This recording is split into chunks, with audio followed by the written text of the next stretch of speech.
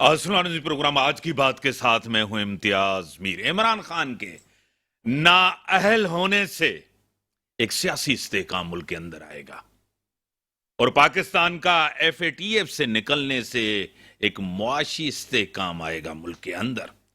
और army chief सिपा सालार के आज बयान देने से कि मैं 5 हफ्तों के बाद यानी कि मैं जो है ना रिटायर हो जाऊंगा और पाक आर्मी इदारों में कोई यानी कि सियासत नहीं करेगी और सियासत से दूर रहेगी, इससे इदारों में इस्तेहकाम आएगा। ये जो 3 चीजें हैं ये बड़ी अहम है इस मुल्क के अंदर। जैसे इमरान खान नाअहल हुए, हम एफएटीएफ से निकल गए। एक बेहतरी की शुरुआत है, एक फ्यूचर की शुरुआत है। इलेक्शन कमीशन ने तोशाखाना केस में इमरान खान को नाअहल करार दे दिया। जो पहले कहते थे कि इदारों को एहतराम करना चाहिए, आज खुद क्यों नहीं कर रहे हैं। कहीं कहीं कुछ लोग खड़े होकर एहतजाज कर रहे हैं, लेकिन कहीं लोग मिठाइयां भी बांट रहे हैं। एनपी हो, जेयूआई, दूसरी सियासी जमातें हों, ये जिस तरह मिठाइयां बांटी जा रहे हैं आपके सामने है। अगर इदारों के फैसले के ऊपर आपको कोई एतराज है तो इदारों के पास जाएं, कोर्ट्स हैं, सब कुछ आपको करे, लेकिन फैसला आपको मानना पड़ेगा। मुझे ज्वाइन किया है पीपल्स पार्टी के रहनुमा है सैयदा तहसीन आबदी साहिबा, डायनेमिक है, एक्टिव है, खुल के बात करती है। मैं आपको वेलकम करता हूं अपने शो में। आज बड़े 3 यानी कि 2 चीजें बड़ी अहम हुई हैं। आर्मी चीफ का बयान भी बड़ा जबरदस्त स्टेटमेंट है, उसके साथ ही इमरान खान नाअहल हुए हैं और एफएटीएफ से निकलना ये मुल्क के लिए बहुत बड़ी खुशखबरी है। हम अपने पाकिस्तानियों को आपके प्लेटफॉर्म से मुबारकबाद दूंगी कि 2 अच्छी खबरें एक ही दिन में आना, कि एक के वो नहुसत के असरात जब उतरे तो माशाल्लाह से एक अच्छी खबर आज आई। अब इंशाल्लाह अच्छी खबरों का जो है वो सिलसिला लगता है कि शुरू हो जाएगा आज से ही। और जिस तरह के फ़ैसले हुए हैं, जो नाअहली का उनका डिसीशन है, हम बड़े होपफुल थे कि यही डिसीशन आएगा। हमें अपने इदारों पे बड़ा कॉन्फिडेंट थे हम कि यही डिसीशन आने वाला है, क्योंकि जिस तरह की उनकी चीज़ें पकड़ी गई थी, तमाम उम्र अपनी जो है वो स्पेशली तमाम 3 साढ़े 3 साल अपनी सियासत की, उससे पहले की स्ट्रगल के तमाम हुक्मरानों को चोर बोलते रहे, डाकू बोलते रहे कि आते हैं मुल्क को लूटते हैं, और आखिर में खुद रेड हैंडेड पकड़े गए। खुद भी चोर निकले, डाकू भी निकले, करप्शन में भी सबसे ज़्यादा जो है वो टॉप पर निकले। तो ये तमाम पाकिस्तानियों के लिए बहुत खुशी का मकाम मुझे है। ज्वाइन किया है ब्रिगेडियर रिटायर्ड अहमद सईद मिनाज साहब मेरे साथ हैं, अकेडमिक हैं, तज्जिया निगार हैं। ब्रिगेडियर साहब मैं आपको वेलकम करता हूं अपने शो में। जी बहुत शुक्रिया इम्तियाज साहब। आज बड़ी खुशखबरी है इस मुल्क के लिए। 2-3 बड़ी बेहतर न्यूज हैं। एफएटीएफ से निकलना ये बड़ी खुशखबरी है कि इस्तेहकाम आएगा मैशियत के अंदर और मुल्क में एक खुशहाली आई गई। एक दूसरा, आर्मी चीफ हमारे सिपा सालार का स्टेटमेंट के में 5 हफ्तों के बाद रिटायरमेंट और फौज सियासत में मुदाखलत नहीं करेगी। तीसरा बयान, जो तीसरा आज फैसला हुआ है, इमरान खान नाअहल हुए, सियासत में भी इस्तेहकाम आएगा, क्या कहेंगे? जी बहुत शुक्रिया इम्तियाज साहब अपने शो में लेने का। सबसे पहले तो मैं अपनी पूरी कौम को मुबारकबाद दूंगा कि एक गैर जरूरी तौर पे जो फाइनेंशियल एक्शन टास्क फोर्स ने पाकिस्तान को ग्रे लिस्ट में रखा था जून 2018 के अंदर, अल्हम्दुलिल्लाह उनके बताए हुए तमाम 34 के 34 जो एक्शन प्लान ऑफ एक्शन था उसको पाकिस्तान ने पूरा किया। और इसमें यह भी बताते चलूं कि इसके अंदर military operations directorate, army GHQ के अंदर जनरल बाजवा की सरबराही में एक स्पेशल सेल बनाया गया था, जिन्होंने अपनी अनथक मेहनत, जिसमें कि ना सिर्फ फौजी एक्सपर्ट शामिल थे बल्कि पॉलिटिकल और टेक्नोक्रेट्स भी शामिल थे, लेकिन क़यादत उसकी मिलिट्री ऑपरेशन डायरेक्टरेट एक स्पेशल टास्क फोर्स की सूरत में एक सेल बनाया हुआ था। उसके जरिए तमाम के 34 के 34 जो अहदाफ को उन्होंने पूरा किया। और तमाम जो तवक्कुआत थी, क्योंकि ग्लोबलाइज वर्ल्ड में रहते हैं, हम आइसोलेशन में रह नहीं सकते। आप जितना एफएटीएफ को रिजेक्ट करते उतना पाकिस्तान के ऊपर लाइकली था कि सैंक्शंस की तरफ चले आते। अब तो सिर्फ इंक्रीज किस्म की मॉनिटरिंग थी, लेकिन उस मॉनिटरिंग की वजह से हमारी ट्रेड पर खातिर ख्वाह नेगेटिव जो है एक असर पड़ा था। और इससे हमारे जितने जो एक्सपोर्टर्स हैं और इम्पोर्टर्स भी, वो उन सब के बिजनेस जो बहुत सीवियरली इम्पैक्ट हो रहे थे।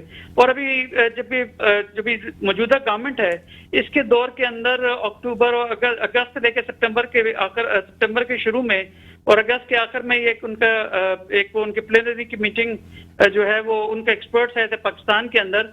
उन्होंने आके ऑन ग्राउंड भी चेक किया, जिसमें वो काफी जो है सेटिस्फाइड यहाँ से गए। और अब से कुछ देर पहले बिलावल भुट्टो साहब जो कि हमारे फॉरेन मिनिस्टर है, उन्होंने न्यूज ब्रेक की है कि अल्हम्दुलिल्लाह पाकिस्तान जो है सही। FATF की ग्रे लिस्ट से बाहर आ गया और अभी हम पाकिस्तान को वो इक्वल अपॉर्चुनिटीज मिल सकेंगे जो किसी भी एक तरक्की याफ्ता या तरक्की पजीर मुल्क को जो है वो हासिल होती हैं। तो मैं अपनी गवर्नमेंट को उसको और अपने जितने एक्सपर्ट जो कि इसकी 34 के 34 नुकात को पूरा करने के लिए दिन रात मेहनत कर रहे थे, उन सबको मुबारकबाद देता हूँ, अपनी कौम को मुबारकबाद देता हूँ, अपने जो एक्सपोर्टर्स इंपोर्टर्स हैं, जो बिजनेसमैन हैं, उन सबको मुबारकबाद देता हूँ कि पाकिस्तान तरक्की की जो राह पे वापस चल पड़ा है। अगर बस काश अगर पाकिस्तान में पॉलिटिकल स्टेबिलिटी का दौर वापस आ गया तो मुझे कोई उम्मीद नहीं है कि पाकिस्तान की जो तरक्की की शरह है वो दोबारा 6 बल्कि उससे ऊपर भी जाती हुई नजर आती है। अल्हम्दुलिल्लाह पाकिस्तान ने अपने तमाम एक जिम्मेदार मुल्क होने का जो है वो बेहतरीन सबूत दिया है। सही। दूसरे नंबर सर पे आर्मी चीफ का, हाँ, आर्मी चीफ का स्टेटमेंट आज। जी, आर्मी चीफ साहब ने आज अपने उससे खुद जाती तौर पे बयान दिया। उससे पहले वो अमेरिका में जब उनका विजिट था उसमें वो मिलिट्री डिप्लोमेसी कर रहे थे और पाकिस्तान के ऊपर जो F-16 के लिहाज से जो पुर्जे वगैरह लेने थे उसके सिलसिले में अमेरिका गए हुए थे। तो वहां से भी उन्होंने अपना एक इनफॉर्मल सी मीटिंग के अंदर एक इरादा अपना किया था कि मैं इंशाल्लाह 29 नवंबर को मैं बाइज्जत उसको जो है वो रिटायर होऊंगा और अपनी कमान जो है दूसरे नए जो भी काबिल जनरल होंगे उनके हवाले करूंगा। आज उन्होंने इस चीज को दोबारा रीइटरेट किया है और जितनी गॉसिप्स, जितनी गप्पें और जितना अननेसेसरी एक मीडिया के ऊपर या पॉलिटिकल पार्टीज के जो गैर जरूरी तौर पे जिस पे बहस चल रही थी और मेरे ख्याल में अपनी मौत आप मर जानी चाहिए और आर्मी को, आर्म फोर्सेस के बॉसेस को या चीफ को अपॉइंटमेंट जो है उसको पॉलिटिकली रहना चाहिए और जिस तरह से पेशावराना जो जर्नल्स हैं वो अपने जिस तरह नॉर्मल अपनी रूटीन में अपने प्रमोशन पाते हैं उसी रूटीन को वैसे ही चलना चाहिए। मेरी बड़ा ही बदकिस्मती रही है पिछले कोई साल 1.5 साल से कि चीफ आर्मी स्टाफ की एम्प्लॉयमेंट या उनकी जो अपॉइंटमेंट है उसको एक सियासी मौजू बना दिया गया, जिससे ना सिर्फ फौज के अंदर एक बेचैनी थी बल्कि एक ओवरऑल मुल्क के अंदर भी एक अजीब से एक हिजानी किस्म की कैफियत थी। तो अल्हम्दुलिल्लाह आज जो चीफ ने खुद भी कह दिया था इसके बाद कोई गुंजाइश नहीं बचती है कि इस मौजू पर दोबारा बहस की जाए और जो मौजूदा वज़ीर आज़म है अपने आइन की जो उनकी ताकत है या जो उनका इख्तियार है उसके मुताबिक इंशाल्लाह 29 नवंबर से कुछ दिन पहले वो मुझे उम्मीद है कि वो सब बेहतरीन जो भी काबिल जनरल उनके ख्याल में होंगे उस पैनल में से उसको सिलेक्ट करेंगे और जो पाकिस्तान आर्मी है वो अपनी प्रोफेशनल जिम्मेदारियां उसी तरह से अदा करती रहेगी। बड़ी मेहरबानी। हाँ सर, आपने टाइम दिया, बड़ी मेहरबानी, और आपने कीमती टाइम दिया इसके ऊपर। ब्रेक का टाइम होगा, ब्रेक के बाद आते हैं डिस्कशंस को आगे बढ़ाते हैं। वेलकम नाज़रीन। जो नाअहली हुई है इमरान खान साहब की, हमेशा कहते थे कि इदारों के ऊपर तनकीद न की जाए, और आज जब एक फैसला आया है उसके खिलाफ जो ज़बान इस्तेमाल की जा रही है, आपको खुद पता है कि इमरान खान एक रेड लाइन है और इस रेड लाइन को क्रॉस न किया जाए। इससे पहले जो बयानात हैं, अब इमरान खान की नाअहली के बाद PTI का चेयरमैन कौन होगा, तो बड़ी ये बहस है। और मुझे ज्वाइन किया है जयप्रकाश लोहाना साहब ने, PTI के MNA। सर मैं आपको वेलकम करता हूं अपने शो में। की लाइन ड्रॉप हुई और देखा जा रहा है कि हाँ, तो आपको पता है कि फैसले आते हैं, तंजीमों के अंदर आते हैं, लोग नाअहल होते हैं। जरदारी साहब हुए थे, जेल में गए थे, फिर अटालपुर साहब आ गई थी। ऐसे फैसले तो आते रहते हैं। देखिए, फैसले आते रहते हैं। अगर ये प्रैक्टिस चली आ रही है तो तमाम सियासतदानों को आपने सियासत करते हुए देखा है इस मुल्क में। जितने भी पाकिस्तान को बने हुए 73-74 ईयर्स हुए, खान साहब की पूरी जद्दोजहद में 23-24 साल की जद्दोजहद में आपको सियासत कहीं नजर नहीं आएगी, सिर्फ इंतखाम नजर आएगा। मुझे ज्वाइन किया है, आपकी बात कंटिन्यू करूंगा। मुझे ज्वाइन किया है PTI के MNA हैं, पाकिस्तान मिनॉरिटी विंग के प्रेसिडेंट है जयप्रकाश लोहाना साहब। मैं आपको वेलकम करता हूं अपने शो में। मेहरबानी। और मेरे साथ बैठी हुई हैं सैयदा तहसीन आबदी साहबा, पाकिस्तान पीपल्स पार्टी से, वो आपको सलाम कर रही हैं। आप बात अपनी करें। जी, तो मैं कहूँगी कि तमाम जो लोग थे उन्होंने सियासत की है, जितने पॉलिटिशियन गुजरे, यहाँ सियासत तो कहीं नज़र ही नहीं आई है। यहाँ सिर्फ इंतखाम नज़र आया है, यहाँ पे सिर्फ एक दूसरे की जो है वो लेग पुलिंग नज़र आई है, यहाँ पे इल्ज़ामात नज़र आए हैं। और जो जो इल्ज़ामात लगाए गए थे वो पोजीशन पे, वो तमाम इल्ज़ामात बहुत बढ़ा चढ़ा के इनके ऊपर अपने ऊपर प्रूव हुए कि ये रेड हैंडेड पकड़े गए, इनकी चोरियाँ पकड़ी गई, इनसे इख्तिदार छीना गया। तो किस तरह आपके सामने कभी मुल्क को तोड़ने की बात की, कभी 3 हिस्सों में करने की बात की, कभी मुल्क में एटम बॉम्ब गिराने की बात की, कभी इदारों को कभी जानवर कहा, कभी मीर सादिक, मीर जाफर, मतलब क्या कुछ है जो नहीं किया गया। फिर जो लीक्स आई हैं वो लीक्स तमाम लोगों के सामने हैं, तमाम पाकिस्तानी अवाम के सामने हैं कि किस तरह अमरीकी साजिश का जो ड्रामा रचा है कि एक आईनी तरीके से इम्तियाज़, एक जमहूरी तरीके से इनको घर भेजा गया, जो नो कॉन्फिडेंस का हुआ, उस एपिसोड को इन्होंने अमरीकी साजिश करार दिया। फिर वो तमाम चीज़ें आई, फिर जी इनके अपने जो हैं प्राइम मिनिस्टर साहब जो हैं, सॉरी प्रेसिडेंट साहब आरिफ अलवी साहब की भी आपने भी इंटरव्यू रिसेंट सुना होगा कि जी बड़ी फ्रस्ट्रेशन में थे क्योंकि इख्तिदार उनसे ले लिया गया था। तो तमाम चीज़ें सामने हैं। आप इन खान साहब को बाकी पॉलिटिशियन से कंपेयर नहीं कर सकते क्योंकि बाकी लोग पॉलिटिशियन हैं। खान साहब तो सिर्फ उनकी पूरी जो उनकी एक सियासत है वो उनकी ज़ात के गिर्द घूमती है, मैं, इसके अलावा वो बाहर निकले ही नहीं। वो बाहर निकलते तो शायद जो 24-25 साल की स्ट्रगल थी उससे वो अगर 10% भी सीख जाते इम्तियाज़, तो आज जो उनका हाल हुआ है, जिस तरह उनको नाअहल किया गया है, जिस तरह उनकी चोरियां पकड़ी गई हैं, तो मुझे लगता है खान साहब का अंजाम इससे थोड़ा बेहतर होता। आप जय साहब, आप क्या रेस्पॉन्ड करेंगे आज की नाअहली खान साहब से? पीडीएम कह रही कि पहले हमने उनको इक़्तिदार से बाहर किया, अब सियासत से भी आज बाहर किया है, क्या कहेंगे?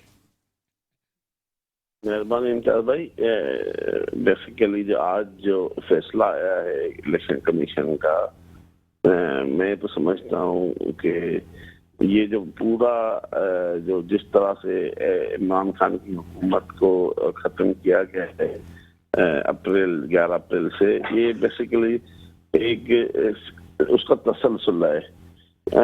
बेसिकली इम्पोर्टेड हुकूमत को, यहाँ वो लोग जो इनको लेके आए हैं इस इम्पोर्टेड हुकूमत को, उनको ये नहीं पता था कि जब इमरान खान की हुकूमत ख़त्म होगी तो वो समझ रहे थे कि इमरान खान की जो मकबूलियत है वो सफर में आ जाएगी। लेकिन जिस तरह आपने देखा 11 अप्रैल के बाद अवाम ने इमरान खान का साथ दिया। इससे पहले भी हुकूमतें गई हैं, 2 मरतबा बेनज़ीर भुट्टो की हुकूमत ख़त्म हुई है, 3 मरतबा नवाज शरीफ को भी उतारा गया है, लेकिन कभी अवाम इमरान किसी के लिए नहीं निकली थी। लेकिन अवाम ने इमरान खान का भरपूर साथ दिया और आपने ये देखा कि उसके बाद बाई इलेक्शंस भी हुए, जलसे भी हुए, जुलूस भी हुए। किसी सूरत में इमरान खान की जो मकबूलियत वो कम नहीं हुई। मैं समझता हूँ उसके बाद उनके पास क्या रास्ता था। इन्होंने देखा कि इमरान खान को वोट के जरिए तो नहीं खत्म किया जा सकता। सही। अगर इलेक्शन होती है तो इमरान खान जीत जाता है, अगर दोबारा 8 हल्के से इमरान खान खड़ा हुआ, वहां से भी इमरान खान जीत जाता है। तो क्या इनके पास ऑप्शंस था? इनके पास ऑप्शंस ये था किसी सूरत में, मैं समझता हूँ अगर पाकिस्तान में अगर भुट्टो के बाद अगर मकबूल लीडर हुए तो इमरान खान है। मैं आज की पीपल्स पार्टी वो पार्टी नहीं है जो खाली भुट्टो की पार्टी थी, बेनज़ीर भुट्टो की पार्टी थी। आज वो पार्टी नहीं है। आज देखो चोरू और इस 11 अप्रैल के बाद जितनी भी आप देख रहे हैं, जिस तरीके से नवाज शरीफ हो या शहबाज शरीफ हो या हमजा शहबाज हो, मरम हो, आसिफ जरदारी हो, जिस तरह के उनके केसेस खत्म किए जा रहे हैं, आप छोड़ दें इस चीज को ना कि इमरान खान डिस्क्वालीफाई होता है या नहीं होता है। आप एक आम आदमी से पूछ लें, सही, इमरान खान, आप बात खत्म करने दें। आज समझो कि इमरान खान डिस्क्वालीफाई हुआ है, आसिफ जरदारी क्वालिफाई है, शहबाज शरीफ क्वालिफाई है। आप अपना एज ए एंकर आप मार्केट में चले जाएं, किसी भी एक नुमाइंदे से जाके पूछें तो पाकिस्तान में ये 3 लीडर हैं, इनमें ऑनेस्ट कौन है, आपको पता चल जाएगा। अब आप ये रास्ता जो निकाल रहे हैं डिस्क्वालिफिकेशन का, अगर डिस्क्वालीफाई इमरान खान हो भी जाता है तो क्या आप इमरान खान की पार्टी को खत्म कर सकते हैं? कभी नहीं। पीपल्स पार्टी खत्म हो गई, PMLN खत्म हो गई, लेकिन आप आवाम जितनी इमरान खान के पीछे खड़ी है, आप इसको खत्म नहीं कर सकते। जो आपके पास जो मेहमान बैठी हुई हैं, आपने नाम रिपीट किया, लेकिन मुझे ये बोलती है कि इमरान खान वो आम पॉलिटिशियन की तरह नहीं है। बिल्कुल इस बात पे जो बात सही कर रही है, इमरान खान एक अलग किस्म का सियासतदान। इमरान खान सियासतदान नहीं, वो लीडर है। लीडर में और सियासतदान में बड़ा फर्क होता है। इनके जितने भी इनके पॉलिटिशियंस हैं, उन्होंने हुकूमत से लेने के लिए कभी, इमरान खान ने इमरान खान को हुकूमत अलग चीज होती है, इमरान खान कौम के लिए सोचता है, मुल्क के लिए सोचता है, आगे की नस्ल के लिए सोचता है। 3 टुकड़ों में तोड़ने की अगर बात। मैं समझता हूँ अगर ये दीदी जो बैठी हुई है, इनका फर्ज बनता है कि अपनी पार्टी की तरफदारी करना, इसमें कोई शक नहीं है, ये वो अपनी पार्टी से ताल्लुक रखता है, वो करना चाहिए। लेकिन ये घर भी जाएंगे ना, इसके बच्चों से भी अगर वो बात करेगी, उनके लिए भी लीडर इमरान खान होगा, ये बता देता हूँ मैं। अगर इसका जो अंदर है ना, आपके पास जो मेहमान बैठी हुई है, इसका अंदर भी इमरान खान के साथ होगा, लेकिन वो टीवी ब्रेक का टाइम हो गया सर, ब्रेक का टाइम हो गया, बात तो करनी। सर, मैं आता हूँ ब्रेक के बाद आता लाइन पे हूँ। रखिए, हाँ हाँ, ब्रेक मेरे पे आप जवाब टेलीफोन से लाइन पे लेके। रहें। ब्रेक का टाइम हो गया, ब्रेक के बाद आते हैं, डिस्कशंस को आगे बढ़ाते हैं। मुझे टेलीफोन लाइन पे हैं जयप्रकाश साहब, पीटीआई के एमएनए हैं, स्टूडियो में हैं सैयदा तहसीन आबदी साहब, पाकिस्तान पीपल्स पार्टी से उनका ताल्लुक है। ब्रेक के बाद आते हैं। वेलकम बैक नाज़रीन। चैलेंज करेंगे इस फैसले को, उनका ये हक है, आईनी और कानूनी हक है कि वो इस फैसले को चैलेंज करें। लेकिन दूसरी तरफ ये कहा जा रहा है कि 5 साल की नाअहली छो ताहयात नाअहली क्यों नहीं, ये भी कहा जा रहा है कि एक और भी मूव होगी जो कुछ क्वार्टर से सोचा जा रहा है कि इसको करके। और दूसरी बात है कि पीटीआई के अंदर जयप्रकाश साहब मेरे साथ टेलीफोन लाइन पे हैं। सैयदा तहसीन आबदी साहब, आप रिस्पॉन्ड करेंगी? जी, मैं बिल्कुल रिस्पॉन्ड करना चाहूँगी, और मैं सर की एक एक बात का मुझे टाइम दीजिएगा जैसे आपने उनको टाइम दिया।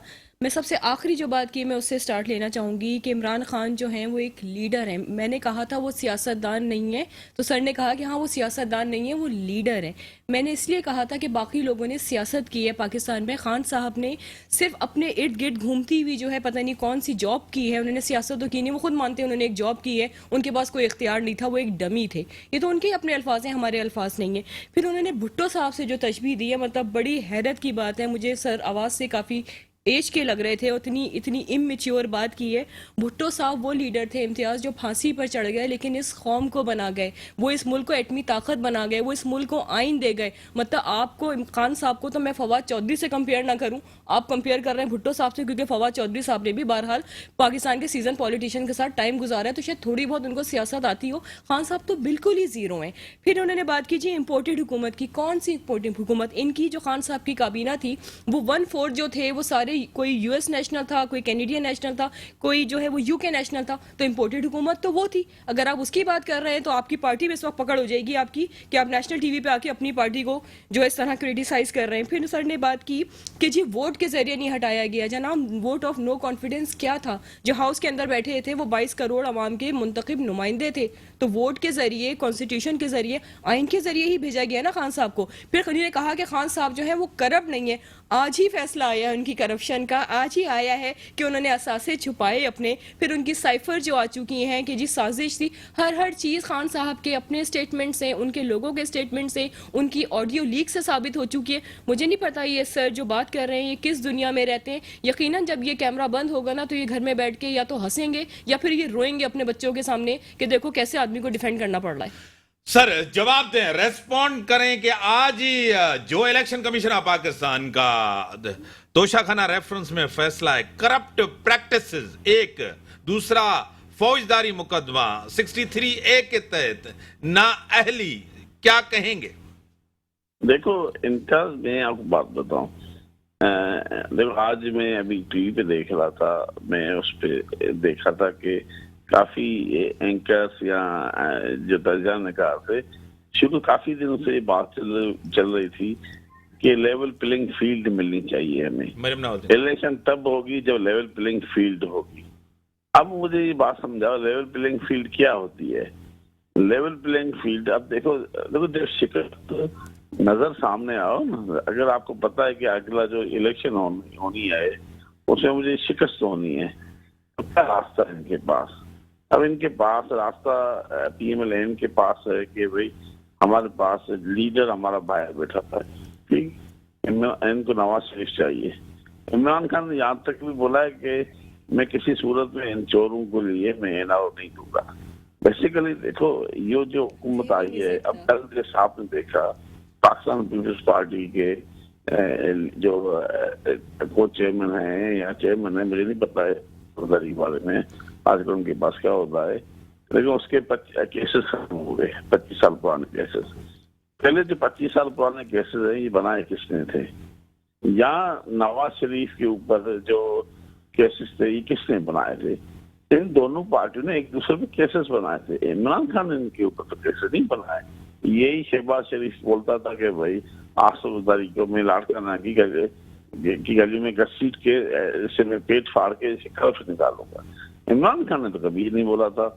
मुझे बताओ, आज ये दोनों पार्टियां जो आपस में मिली हैं, इनका क्या असल इशू क्या था? इशू ये था कि ये चाहते थे कि NRO 2 इनको चाहिए, लेकिन इमरान खान ने NRO 2 देने से इनकार किया। लेकिन इन्होंने असेंबली से NRO 2 लिया। आज असदुद्दौला के ऊपर केसेस खत्म हो रहे हैं। आज नवाज शरीफ के पूरे खानदान के ऊपर केसेस खत्म हो रहे हैं। मुझे बताएं, आप तोशा खाना को एक साइड पे रखें थोड़ी देर के लिए, रखें साइड पे। क्या 3.5 साल में इमरान खान की हुकूमत में कोई ऐसा करप्शन का केस नहीं था जो ये खोल के इमरान खान को डिस्क्वालीफाई करते या नेब का केस बनाते? कोई ऐसा केस नहीं था।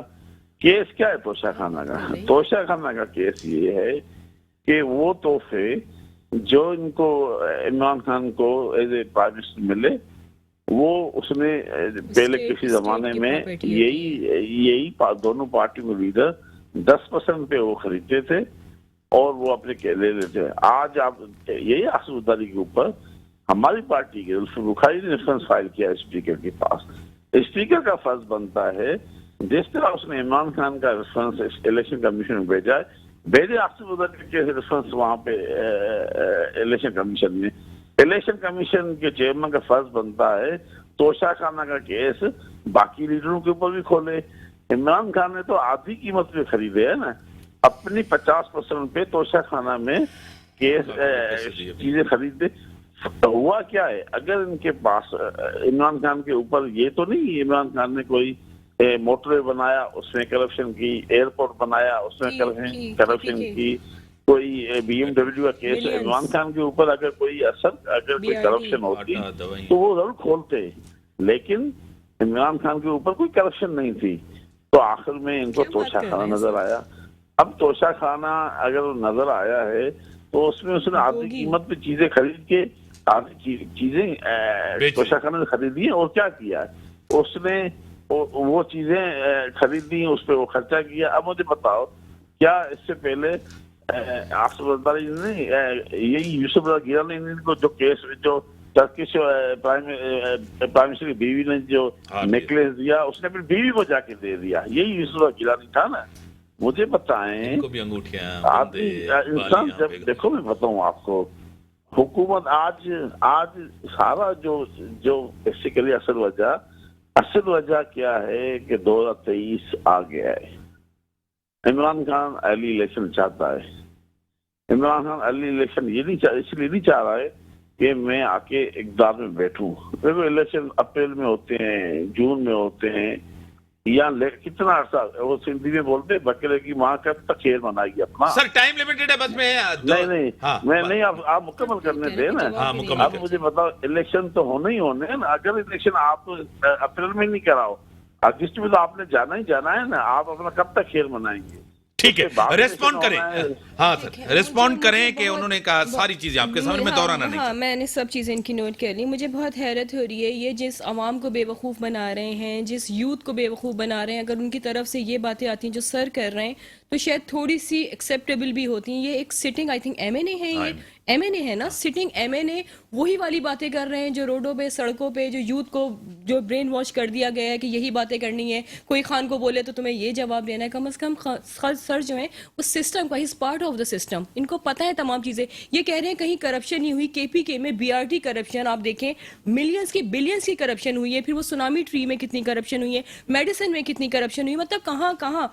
फिर जो गोगी की करप्शन सामने आई है, वो तमाम चीज़ें प्रूव है। पिंकी पेंडी साहिबा जो है, वो जो 5-5 कैरेट के जो है डायमंड्स मांगती थी, वो तमाम चीज़ें प्रूव्ड है। मतलब ये किस तरह की खलाओं में बातें कर रहे हैं, फिजाओं में बातें कर रहे हैं, मुझे नहीं समझ में आ रही इनकी बातें। फिर ये कह रहे हैं तोशा खान को दी, देखें वो स्टेट की प्रॉपर्टी थी, खान का राइट नहीं बनता था कि आप स्टेट प्रॉपर्टी को है इस तरह अपने पर्सनल इंटरेस्ट के लिए जो है वो बेच दें, उसके पैसे अपने पास रखे। फिर कहा गया कि मैंने कोई सड़क डलवा दी थी शायद वहां पे बनी गाला में, अभी ये क्या कह रहे हैं कि कोई सड़क थोड़ी डलवाई। मतलब ये इनको अपने लीडर के स्टेटमेंट नहीं पता कि इनका लीडर क्या क्या बोल चुका है, उसकी क्या क्या करप्शन सामने आ चुकी है। इनको जो फीड कर दिया गया है कि ये जाके बोलना है, ये सिर्फ उस हद तक की ये बात कर रहे हैं। फिर इन्होंने एनआरओ की बात की। जी खान साहब एनआरओ देने की पोजीशन पे कभी भी नहीं थे इम्तियाज, हमें ये बात पता है। खान साहब खुद एनआरओ लेने की बहुत ज्यादा उनकी ख्वाहिश रही है, लेकिन वो एनआरओ देने की पोजीशन में थे। फिर इन्होंने इलेक्शंस की बात की। अभी मुल्क इस वक्त 1/4 सैलाब में डूबा हुआ है, इस वक्त भी इनको सियासत करनी है, मतलब इनको रियासत की कोई परवाह नहीं है। आप देखें जितने बाई इलेक्शंस हुए,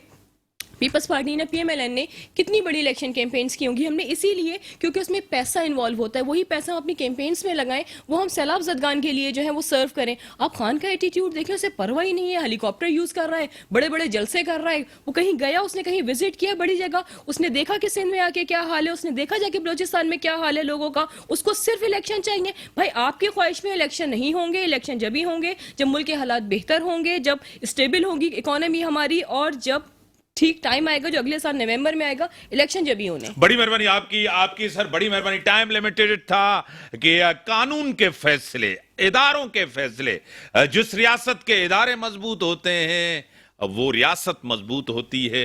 और आर्मी चीफ का स्टेटमेंट बड़ा अहम स्टेटमेंट है कि 5 हफ्तों के बाद रिटायर हो जाऊंगा, और उन्होंने कहा है कि फौज कोई मुदाखलत, सियासी मुदाखलत नहीं करेगी, फौज को सियासत से दूर रखा। FATF बड़ा अहम फैसला, मैशियत के लिए बड़ा अहम फैसला। इमरान खान की किस्मत का भी फैसला हो गया और वो नाअहल हुए हैं, और अगर वो कोई रिलीफ, कोई उसके ऊपर कोई ऐसा जाना चाहते हैं तो अदालतों में जाएं, अदालतें खुली हुई हैं सबके लिए। मुल्क के अंदर मैशियत बेहतर हो, ये मुल्क बेहतर हो, हम सबकी कोशिश यही होनी चाहिए, सबकी कंट्रीब्यूशन होनी चाहिए। इसी के साथ दीजिए इजाज़त, अल्लाह हाफ़िज़।